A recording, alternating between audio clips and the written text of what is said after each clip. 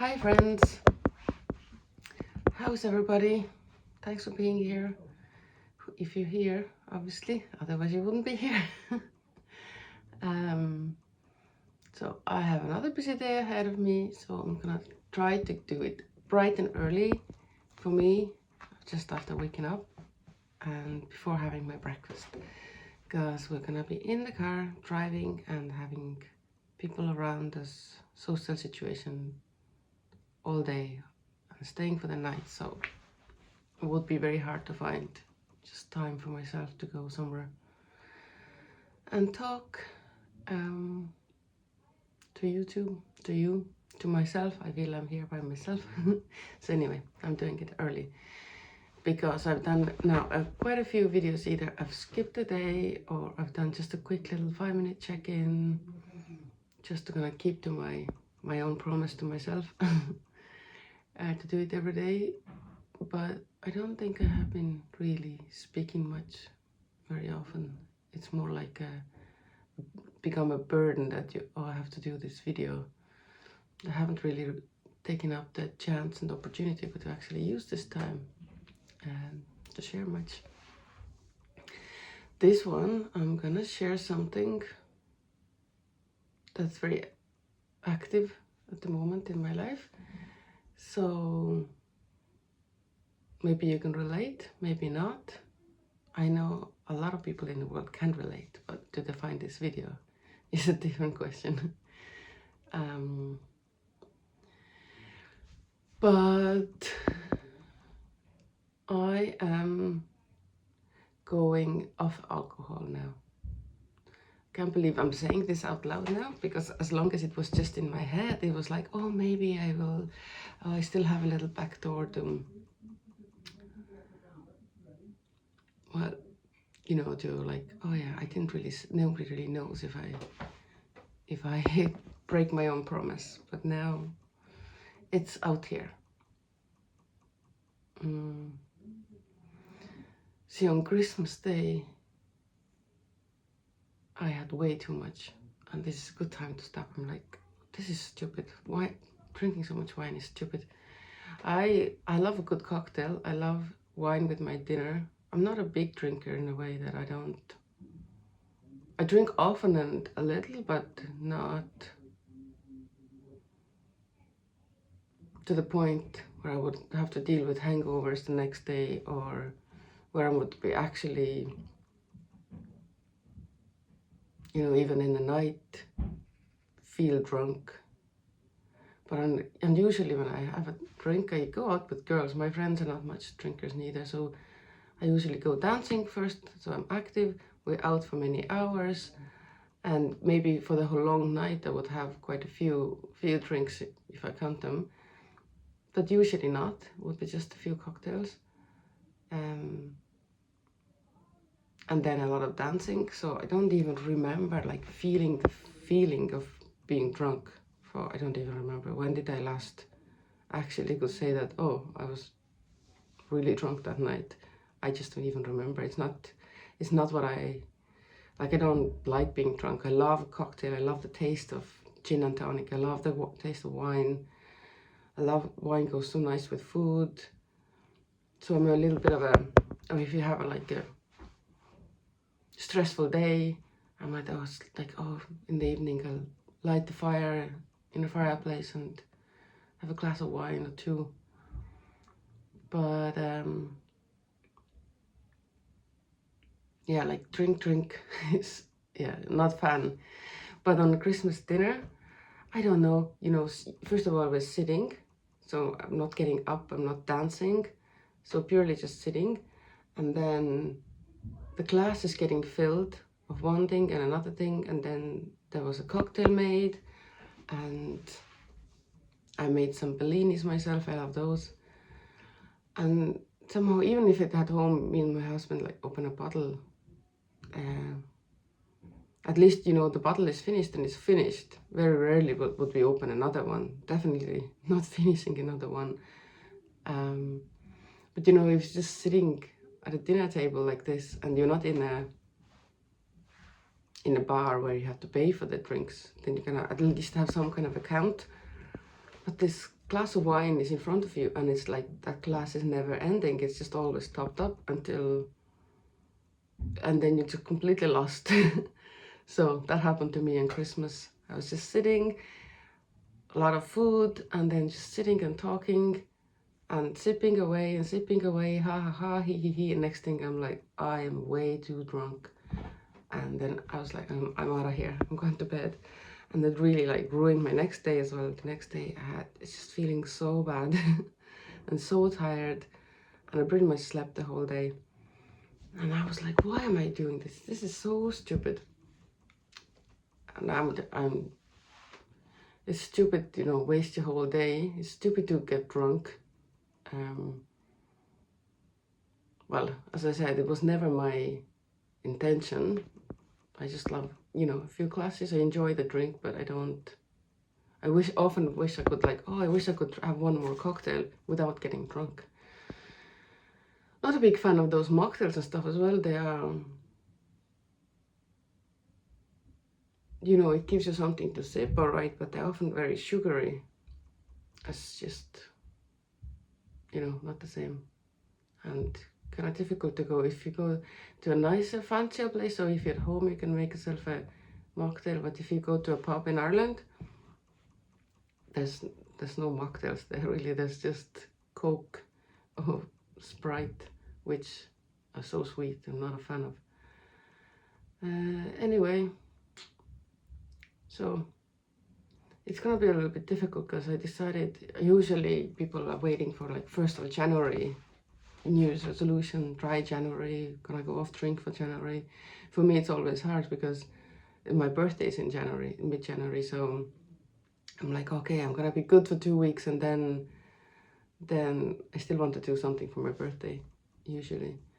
So that's gonna never last a whole month of dry January. But yeah, so I was like, why wait until 1st of January? I'm just gonna do it now, even though not today we're going to see some family. A bunch of cousins of my husband, so they're gonna our age. So today is gonna be my first test of like saying no to a wine that's offered. Like yesterday it was easy to say no because nothing was happening and I had a hangover, so I didn't even want any. But today was my first challenge, my second day of no alcohol, and my first challenge.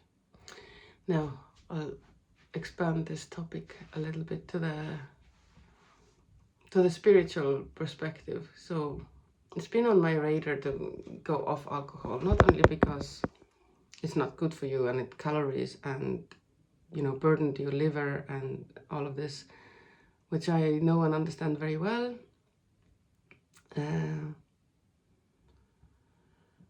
But as I've been growing and learning, you know, spiritually, and I've been doing quite a lot of different things, but I haven't been talking about it much yet. But I've done, and I've kind of grown into understand many things, including how alcohol really opens you up spiritually, and all kind of not very nice entities can have access to your aura. I've known this for a while, but because there's no like, you know, I don't see these entities, I don't really feel them. Yes, I have the physical effects of alcohol if I have too much, but so even though I know about the spiritual effects of alcohol, I've been struggling because, you know, there's no tangible evidence on this. So I've been just like turning a blind eye to it. But I know so very well spiritually, from spiritual perspective, that even like having those glasses of wines or having a cocktail with a friend here or there, still alcohol. So spirit, obviously, is called spirit, and it's the same word as the spirit world. and there are all kinds of spirits. See, a glass of wine can relax you and open up a little bit, and you can be more in contact with yourself as well, with your higher self. So it could be good that way, because it can make you more connected, because your body is more relaxed and you can be more connected with the nicer spirits as well. But then you just open up and you just don't know. If you're not really at home with the spirit world, you don't even see, you don't even know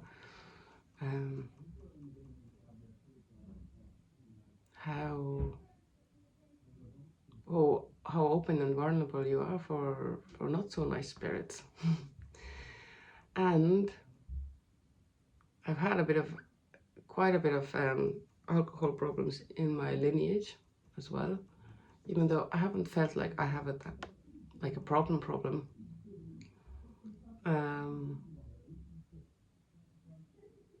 I still don't think it's good for so many reasons. Actually, I recently had an astrology reading of my birth chart for the first time, because I only found out my birth time this summer, the actual, like the time of the day.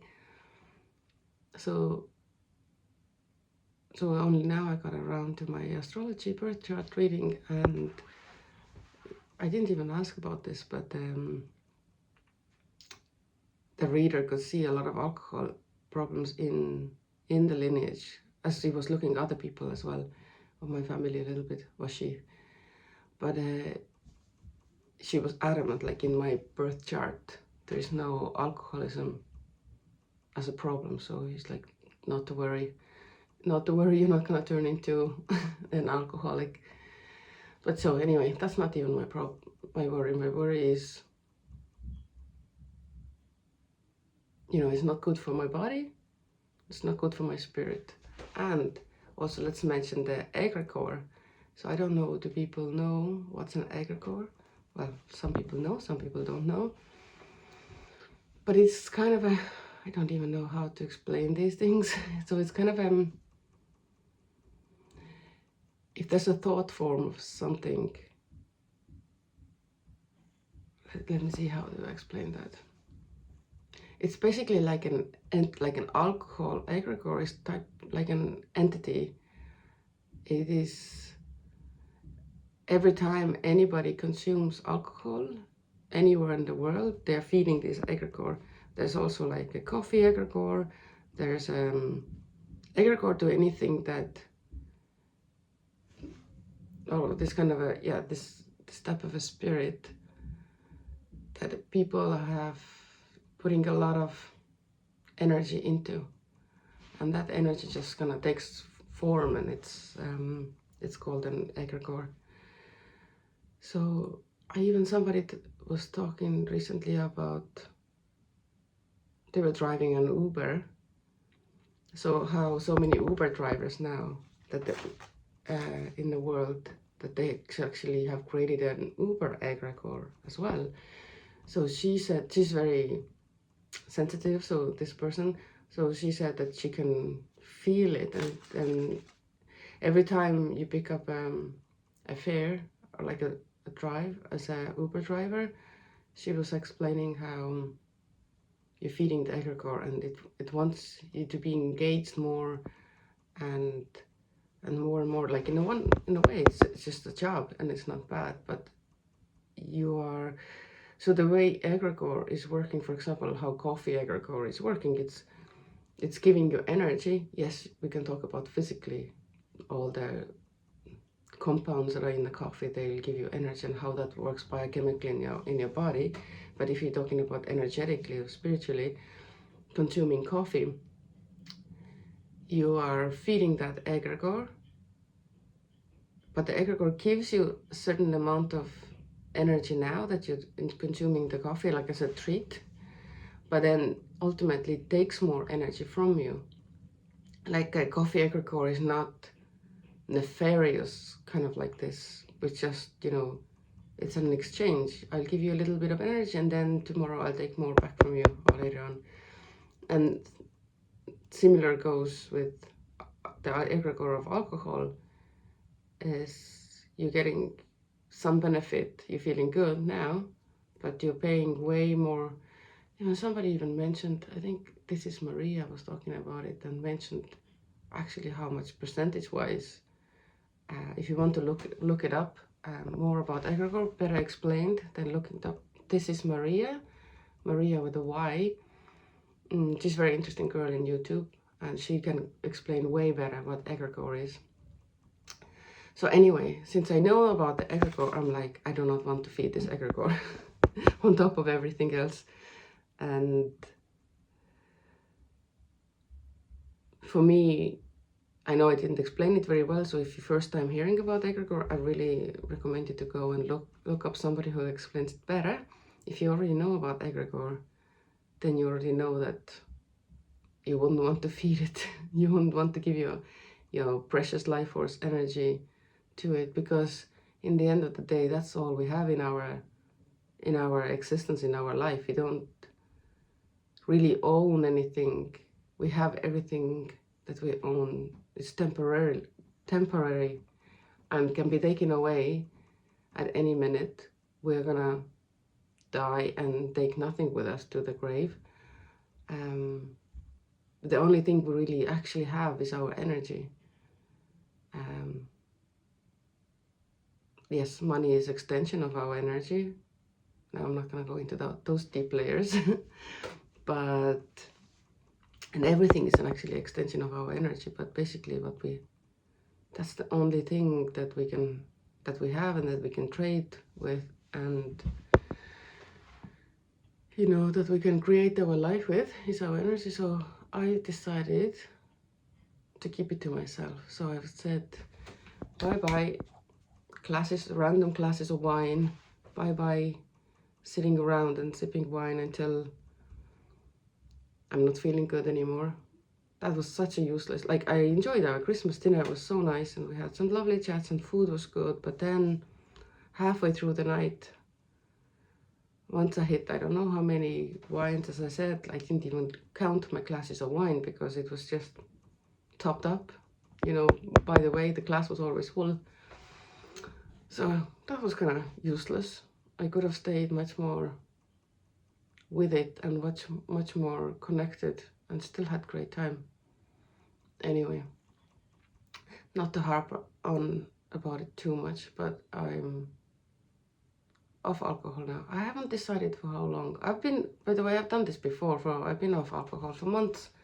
I don't really, like, because it's not such a big deal. Like, I don't feel like, you know, I'm an alcoholic and I have to get off of alcohol, you know, to save my life kind of way. But so I never counted how many months I've been off alcohol. The most,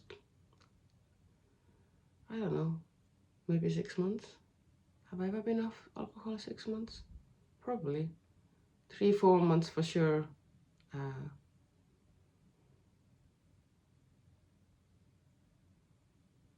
Anyway, but there's always I'm off, it's easy, it's fine, and there's always like some bigger event, somebody's wedding is coming up, or you're going on holidays, and then you're like at the beach and you're like, oh, of course I want the pina colada now. And then next thing you're like, oh, I might as well have this glass of wine with my dinner. So I haven't decided for how long, but I definitely know for now off. I don't want to say forever. I feel at the moment like really forever. I'm like, this is it. Like, this is like the new me. 2026 is coming. The year one. The fire horse. The snake years ending. The shedding. So is alcohol gonna be the one thing that I'm gonna shed? Well, I'm shedding it now. But yes, I'm too kind of afraid to say to myself even, so I can't even say it to you, because even myself I haven't decided, like, I'm off alcohol, but for until when, I don't know. I need to sit with this. Also the other thing, the other little addiction that I've had is coffee. Coffee became a problem for me. It's not really a problem, you know, but when I started to realize it's not just like enjoying a cup of coffee, it became a crutch in my life after my second child was born. Until then, coffee was something that I would enjoy when a friend would come over. It's like, oh, well, we have a cup of coffee. Or if I meet a friend in a city, what we do, I'll just go to a coffee shop. I wouldn't even have coffee every day. It wasn't like a routine. I wake up and have coffee before I do anything. So it was I was very like non-attached to it. I enjoyed it, I loved it. But then unnoticeably, I would go days without having a coffee until there was a social event and I would meet up a friend. I would go visit a friend. She's like, oh, you want coffee or tea? Sometimes I said tea, other times I'm like, oh, let's have coffee. So it was like a non-issue. But for when the second child was born, I really started to like look for something that would help me to give me energy or get my day started or get me going. Because I was pretty spent. Yeah, first child was tough, but second was tougher. To the point that even now, many days, well, I haven't done maybe 5-day coffees. 5 coffees a day quite recently. I haven't done it because somehow my struggles are less now. The kid's a little bit older, but I literally have had periods in my life when in recent years when I just probably have 4 or 5 coffees a day. And then I look at time, it's like, oh, it's 5 o'clock. Or it's even sometimes, oh, it's 4 o'clock. I'm going to open a glass of wine, you know, a bottle of wine. And, you know, if it's a nighttime, if it's a winter time, it's a red bottle of wine. And I sit by the fire. I'm like, oh, I'm going to light the fire, sit down by the fire for a few minutes before I continue with the load of stuff I need to do. Or sometimes just give up for the day as well. As like, oh, it's all too much, I'm not gonna do anything. And if it's summertime, it would be, oh, it's a sunny day. That's another trigger. Oh, it's a sunny day. Love a glass of like rosé or white wine. Sit in the garden in the sun. So if I've had like a busy, overwhelming day, I'm like, oh, you know what? I'll have a glass of white wine. Sit here in the garden for a few minutes. So that I'll have all these triggers. But yeah, so the coffee, what used to keep me through the days, and has really gotten into a stage where I will have it one every morning before I even get my day going. And usually my husband brings the kids to school. He'll drive them, and on the way back, he's getting coffee from a coffee shop.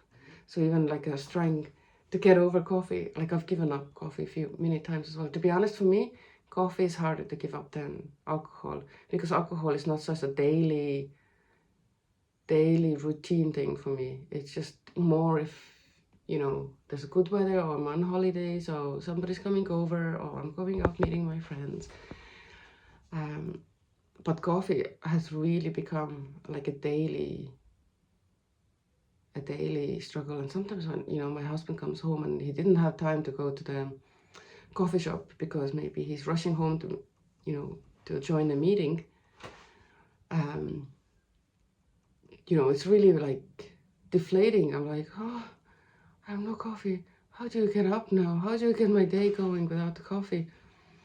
So when these moments started to happen, that I would get upset because there was no morning coffee brought to my bed, I was like, this is a bit much now. This is becoming a problem. I don't want my day to be starting off in a bad note because I didn't get my daily coffee fix.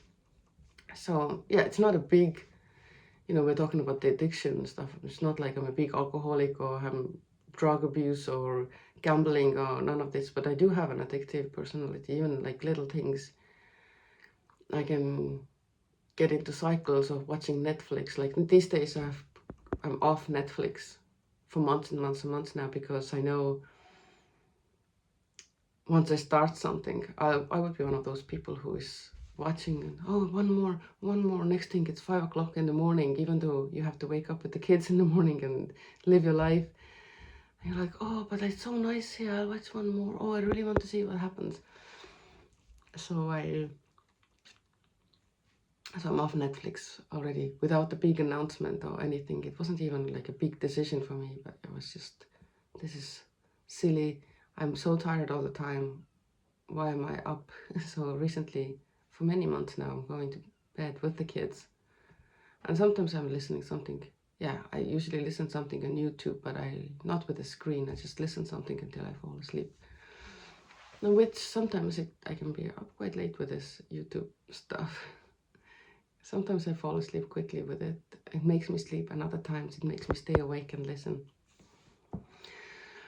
But yes, at the same time as the alcohol, the next morning I wasn't feeling good. I was like, oh, I'll have a coffee, that'll help me. I was tasting this coffee. I was like, I really don't like coffee so much. Like, why am I drinking this?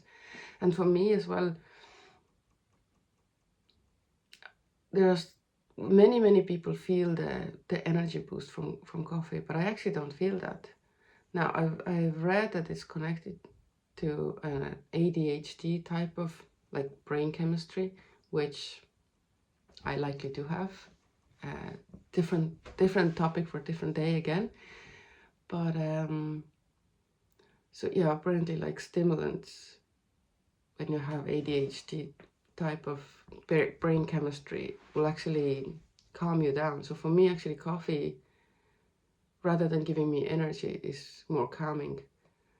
And in the mornings, yes, I use it to start my day, but it doesn't give me energy per se. It's just like a ritual of some, like, oh, I start my day with a lovely time. So yes, like, it's not even giving me the energy that I'm hoping to get from it. And I'm spending way too much money on coffee as well, getting them from coffee shops. Like, they're €4 here in Dublin, €4 a cup. And then, you know, but we usually get two. Either if I'm out and about and come home and pick up a coffee, I bring one for my husband. He brings one for me, one for himself, obviously. So that's €8 a day, at least, we spend on coffee. Plus sometimes we'll have our morning coffee, but then we'll go for a drive or we'll go somewhere else. I'm hanging around after school with mummies and we'll be like, oh, let's have a coffee. So we pop into a coffee shop and children like play in the green next to the school and we'll just have a coffee. So that's already 2 coffees. So money-wise as well, it's just ridiculous. If you think, oh, €4 is not much, but if you €8 a day, sometimes €16 a day, it's a lot of money on coffees. Now, I've gotten rid of coffee from the house for a while ago because this is something I've been trying to get over, this coffee drinking habit for a long time, actually, on and off and on and off. And giving up sugar, giving up alcohol, everything is easier for me than the coffee for some reason. The coffee, I don't know, the addictive side of coffee for me is much stronger than, let's say, sugar or alcohol. That's just for me. Anyway, so for now, off alcohol and off coffee. Hopefully forever, but I don't know. I can't promise that it's forever. I have another related topic that I want to talk next, but I'll do it in my tomorrow's video. So I'll continue this topic, expand it, and talk about something, a next layer of the same topic pretty much.